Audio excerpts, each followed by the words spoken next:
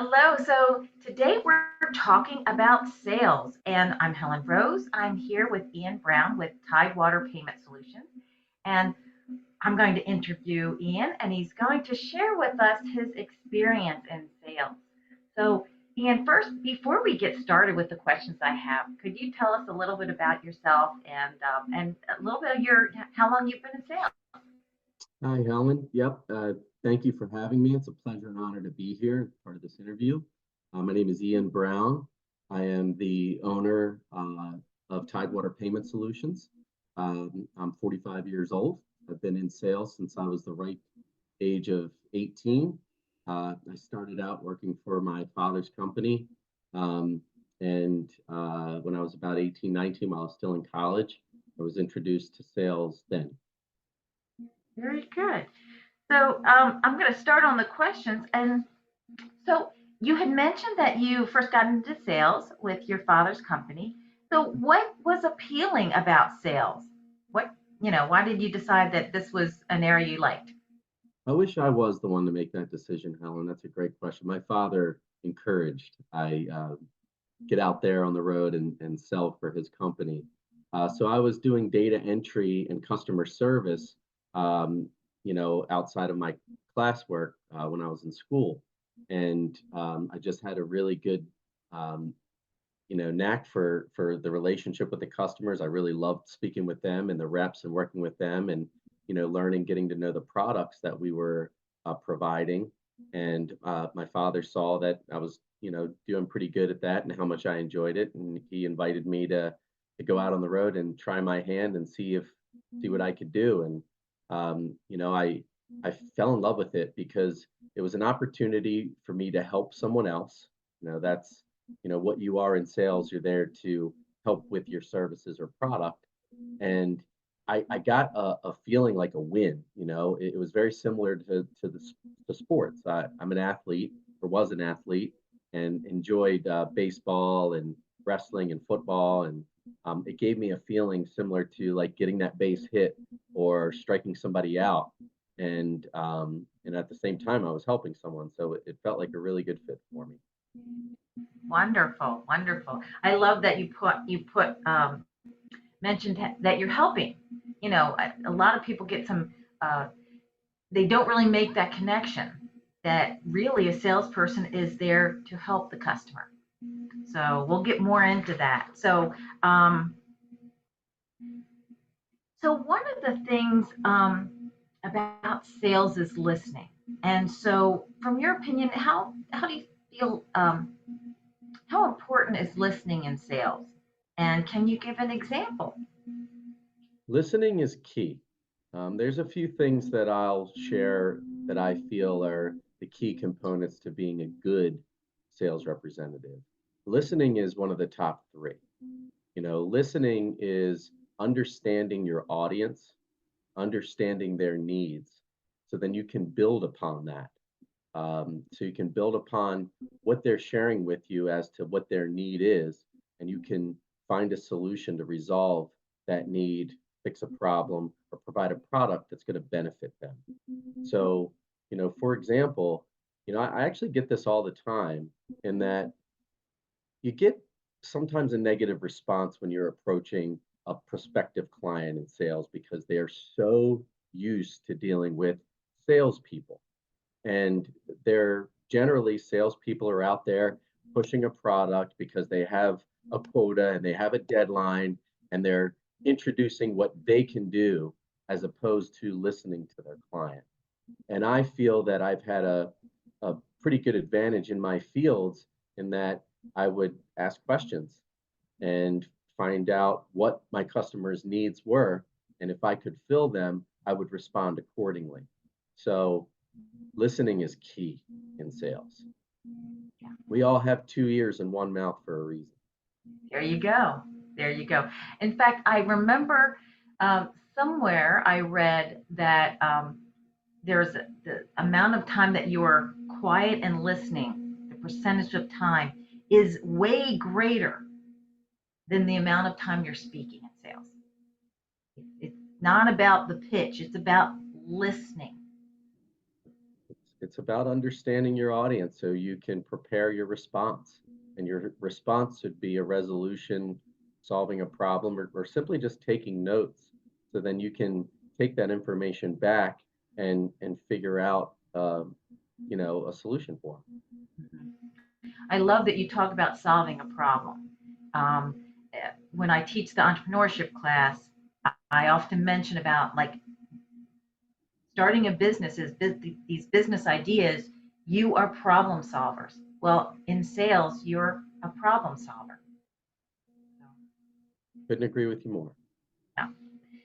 Okay, so next question. What are some simple but effective ways that you have found to build strong relationships with clients? Well, start with listening. I'm glad that question's following what we were just talking about.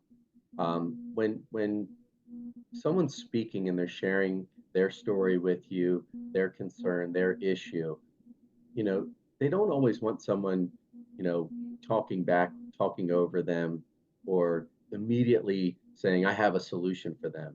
It's, listening to what their issues are, showing a true appreciation or care of what that issue is, and then introducing what you can do within your means to help them with that issue. Um, Not pushing what your service can do, not overwhelming anyone with information, facts, data that just have an understanding of what their need is.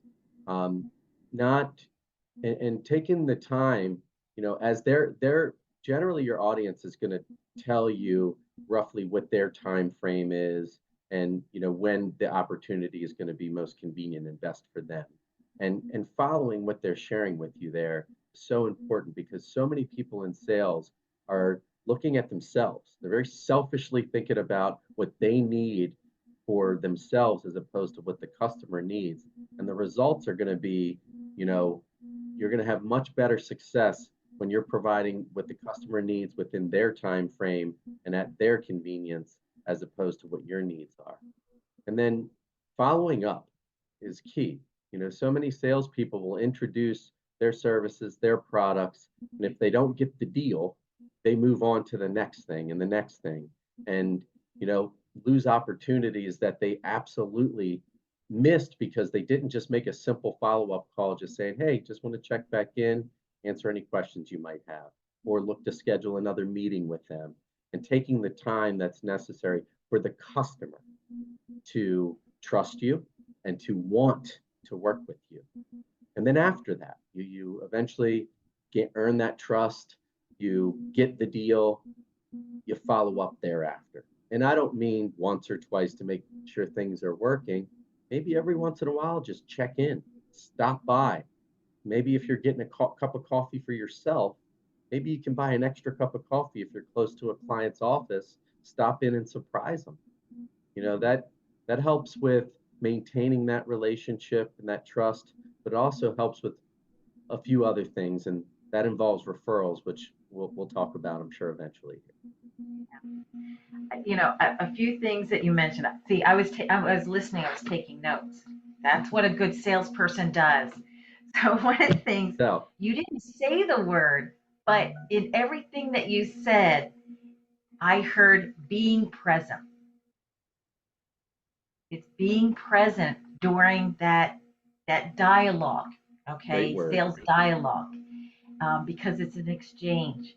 You are listening, and if you're thinking about what I'm going to say instead of listening and absorbing what they're saying and what you said, understanding, it's understanding the customer. So that was one of the things. You also talked about building trust. It's not instantaneous. It takes time. You might, you know, uh, meet somebody and they're like, well, I don't really know this person. But yeah, if you follow up and touch base later, and well, wow, if you bring them a coffee, you would win my business if you brought me a coffee. Mine too.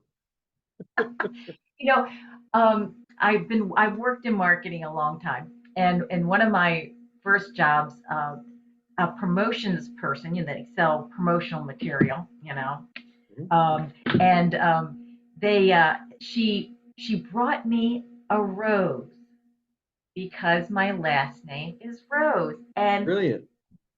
brilliant. I did business with her. I bet. It worked.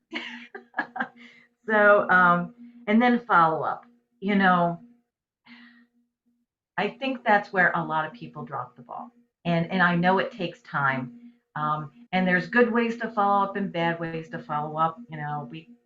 We could talk. I'm sure we could talk about that, but just touching base, not a hard pressure, but just hey, I'm here for you. Anything happening recently that I can help with? Again, you're there to help. So great. I love all those relationship building ideas. Awesome. And Everyone's different. Some people takes time to take decisions, and some people, like myself, know what I want, make the decision, and get it done.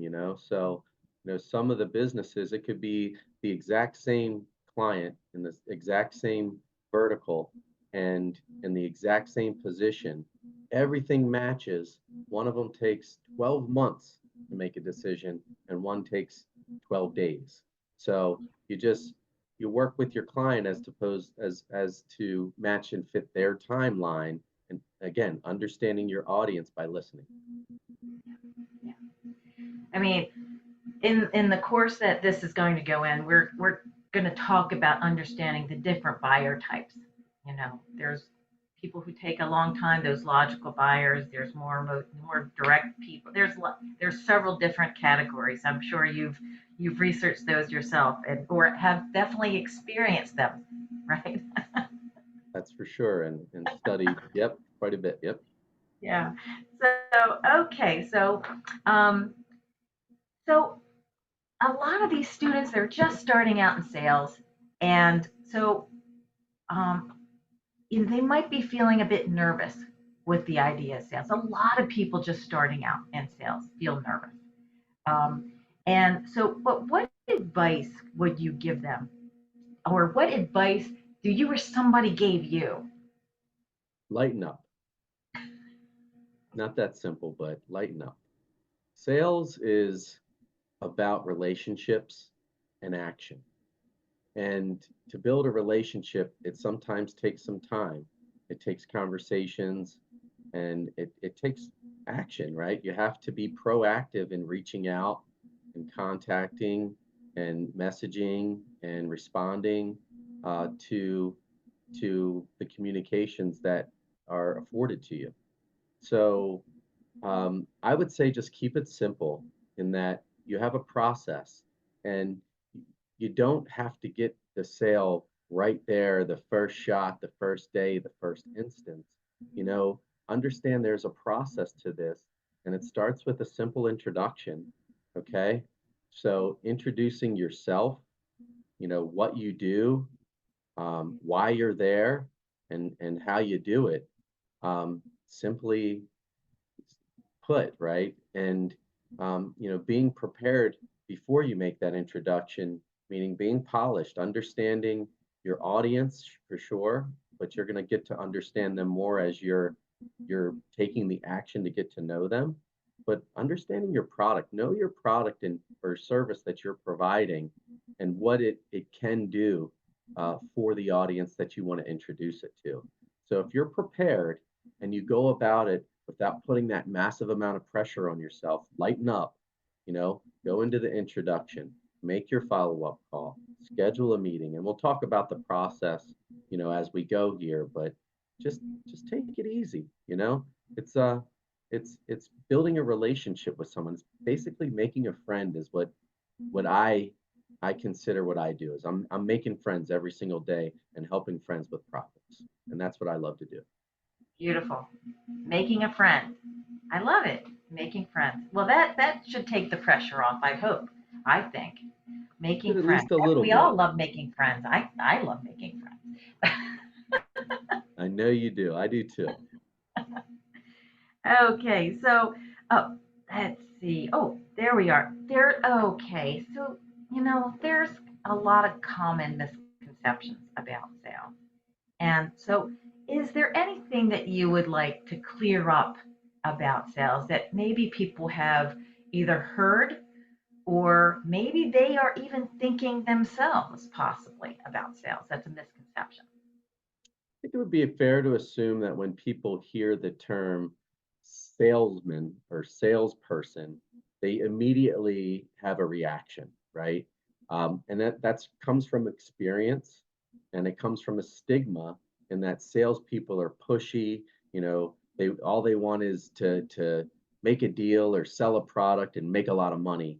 And to be honest, there are those, and there are those who have created a reputation for the good ones out there that um, you know really consider their profession as marketing, as being a client advisor, as being the solution to someone's problem, and being the service provider to introduce that, to service it, and to maintain it. So I think the most common misconception is that salespeople are greedy, and selfish people, and that's just not the case. Without a sales team, a marketing team, um, how would any business thrive or survive? You know, um, the when I think of some of the most successful salespeople, there's one person that comes to mind that I worked with for about 4 or 5 years, um, and he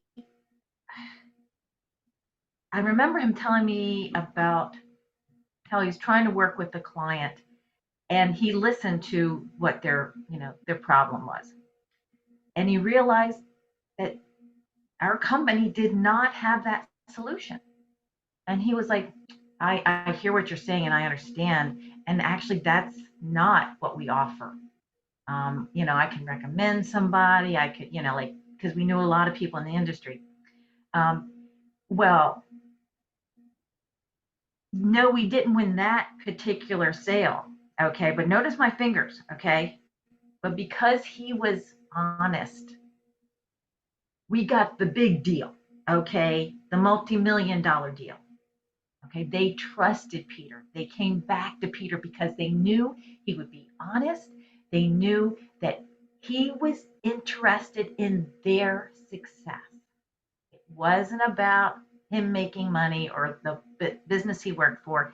He cared about his customers, and they knew that he would look out for them. I can relate in that there are so many times, monthly even, that I will you know, tell a prospective client that they have the best solution already in place, and that there's no need for them to shop or look at anything else, or refer them if they don't have the best solution in place and it's something that we cannot help them with or offer to them, refer them to someone, or a company that can. So right there, it's about the relationship with that individual. And you know eventually it'll come back to you, right? They It trust does you. They're going to come back. refer someone that they might know need your services down the road. So it's never about the short term goals and objectives. It's, I was told by my father many years ago when I got into sales, marathon, it's not a sprint. The marathon. I love it. Yeah, it's all about that relationship. So, um, why don't we talk about the sales process? So I imagine you have developed a sales process. There's some standard sales processes out there, but I would like to hear about your sales process. What do you feel like is important? How, like, from the beginning to the end? Like, why don't you describe it? My sales process, I mentioned prior that it starts with an introduction. I'm introducing myself, my product, my solutions and services to a company that I feel, or an individual that I feel I can help with them. So I'm letting them know who I am confidently. I'm letting them know what company I'm with confidently. I wear my badge with honor, and I let them know, what we provide as far as our services and how they can help that company. And then from that, I find what my point of contact is. Generally people respond very positively to a very simple introduction. I'm not selling them anything, it's an intro. I'm providing my information to an opportunity that may not have heard of me, know me, or even have any idea of what we do before. And I'm also being introduced to a company that I don't know too much about. So it's a learning experience for both parties in that regard. So I'm making the intro and I'm finding a point of contact, the appropriate point of contact for what my offering is. So you keep it simple, right? Lighten up. Go in and just introduce yourself. Walking out of there with a point of contact is a huge success. Why? Because it brings you to the next step in the process. And the next step in the process is a follow-up call. The goal for that follow-up call is to thank them for the introduction and to find out if they have any questions at this time. And goal is to schedule a meeting, whether it be a phone call, keep it really simple, a Zoom, or in person, whatever the client prefers at that time. So that'll bring you to the next step. The next step is when you have a meeting, you've been invited, that's an opportunity. You've been invited to share time, someone's time that's so valuable to them, to present what you've shared with them in the past that is of interest. And in that time, just do a good job of keeping it simple, right? By asking questions, finding out for what your service or product is, what their need is for it. So you ask questions first in that meeting. They're going to present to you where their need is, what services are required. And then from that, you follow up with your product demo, your presentation of what you can do to solve that problem or offer a product that's going to be advantageous to them. At that point, you're giving them the information that they need to study, to review, to share with. If there's other decision makers, there's other deciding factors, or if they're bringing something new, a new solution into the business, how to implement it. And you should be an expert at that as well and being able to help them with that. But you've then presented your product. From that, you're looking to schedule a time for them, right? So when you're leaving that meeting, you're looking for the next date, the next time when they would like you to follow up. Because maybe the decision maker's in California or on vacation in another country for a month, and there's nowhere near that time that they're not going to be able to get back to you in a certain amount of time. So you're trying to figure out when would be most convenient for the client for you to follow up from the product presentation or proposal that you presented. So you proposed your offering, you've done your demonstration, you've scheduled a follow-up time. That next time is to answer questions. Answering the questions that they have formed from their review. You're answering questions, you've satisfied those questions, and now it's time not to be shy anymore and ask for the business. However you have a way of doing that is, have I satisfied your questions? Is the service something that you're going to find an advantage to? How, it's time to do business. And then you provide them the appropriate expectation of how that will work, what they can expect as far as doing business with you, time frame, timeline of from signing paperwork, if that's what's required, to implementation, the process in between, making sure that when you are implementing your product or services, it's at a time where they have time to learn what you're doing, make room for whatever you're adding to their business, and then appropriately being trained and then going live with the product. After that, you want to make sure that you're following up in a short amount of time, the next day or the day after that their services have been implemented, to make sure that everyone's getting the hang of it. There's no questions that are out there and they're not using the service the way they should be because they're nervous about something. So you're addressing those questions, and you want to invite yourself back in at that time to say, hey, look, I'm here for you if you can, right? I know that some of these opportunities are remote, but you want to make sure that you're there and you're that word she used earlier, Helen, you used earlier, is present. You're present for them after. And that's where so many sales and companies fail is once they get the client, what they do thereafter, they lose them. They lose the trust because they're not following up and making sure that everything is working the way they promised. Okay. And then continuing that relationship, checking in, you know, stopping by, making those follow ups. And then when you're doing that, there are open opportunities if you've fixed a problem. Hey, is there anyone else that you know in your neighborhood, in your area, in your industry that you feel Tidewater or my company that I'm representing can help? That is so important. I'm glad you carried us, you walked us through from the very beginning to all the way through post sales, because I think you're right. A lot of people drop the ball post sales, and it's so important. I mean, we're following up, making sure they're comfortable, everything's working fine. And if it is, if it's not, you fix it. Okay, that's important. How to fix it, make sure it works right. But you're making sure everything's working fine for them, and asking them for referrals, because referral business is way more powerful than cold business, walking in cold. I mean, we all have We're, to do it sometimes, but boy, it's much better if we get a referral for somebody.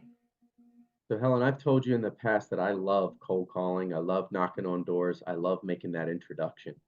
The sales cycle is generally a little bit longer when it's cold or something fresh. Let's not say cold, let's say fresh because it's still winter, right? But when you have a referral, that's much warmer. That's someone who's trusted you to refer their friend, colleague, partner to use your services. So the sales cycle you'll find will be much shorter with those introductions and those referrals than a fresh lead, you knocking on the door, making a call right off the street. Excellent. And thank you. You gave us gold. Thank you. I appreciate your time. And so, um, you know, the students have questions. I'm sure they'll send them my way, and maybe we can do a follow up. So, you know, I I, love follow-ups. there you go. Excellent, excellent. Okay, Ian, thank you so much. My pleasure. Thank you, Helen. It's been an honor.